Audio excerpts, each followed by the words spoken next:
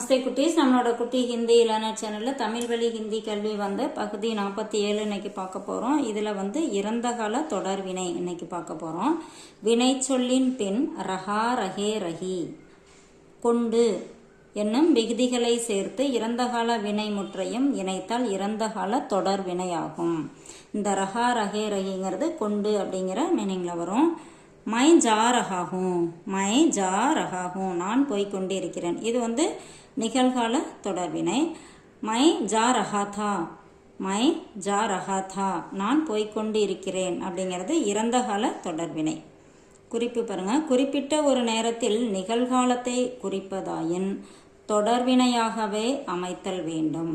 ஜப் மை சபா மே தா தப் சீர்காழி கா ரஹே தே, எப்பொழுது நான் சபாவில் இருந்தேனோ அப்பொழுது சீர்காழி பாடிக்கொண்டு இருந்தார்.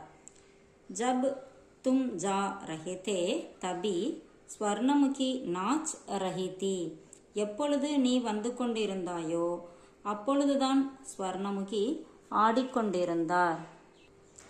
இப்போ நம்ம வந்து எப்போ ஸ்வர்ணமுகி ஆடினாங்க அப்படின்னு கேட்கும்போது நம்ம சொல்லுவோம் இல்லையா, நீ வந்துகிட்டு இருந்த அப்போ தான் அவங்க ஆடிக்கிட்டு இருந்தாங்க, அந்த மாதிரி சொல்லுவோம் இல்லையா, அந்த மாதிரி ஆன்சர் தான் இது.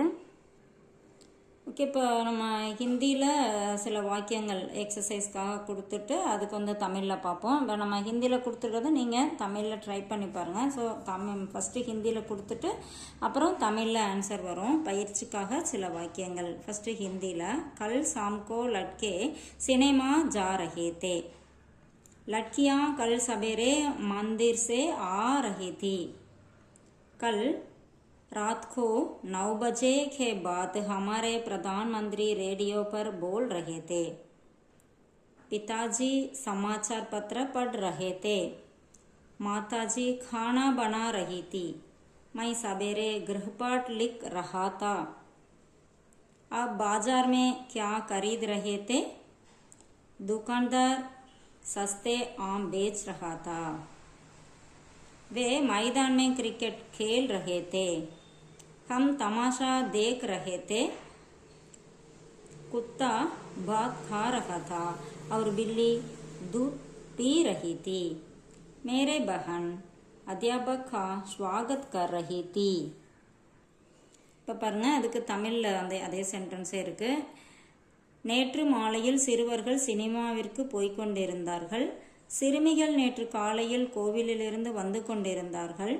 நேற்று இரவு 9 மணிக்கு பிறகு நமது பிரதம மந்திரி ரேடியோவில் பேசிக்கொண்டிருந்தார்.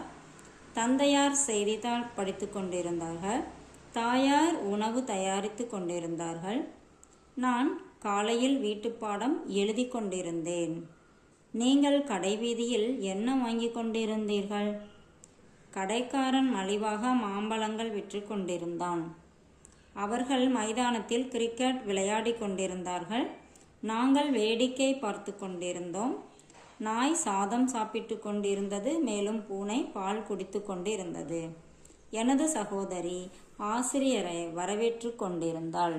இப்போ இது ஹிந்தியில் இருக்கிறத ஃபஸ்ட்டு நீங்கள் வச்சுட்டு அதை வந்து டிரான்ஸ்லேட் பண்ணி பார்த்தீங்கன்னா உங்களுக்கு இதில் ஏதாவது தப்பு இருந்துச்சுன்னா இந்த ஆன்சரை நீங்கள் பார்த்துக்கலாம். அடுத்த வீடியோவில் வேறு தலைப்பை நம்ம பார்க்கலாம். தேங்க்யூ.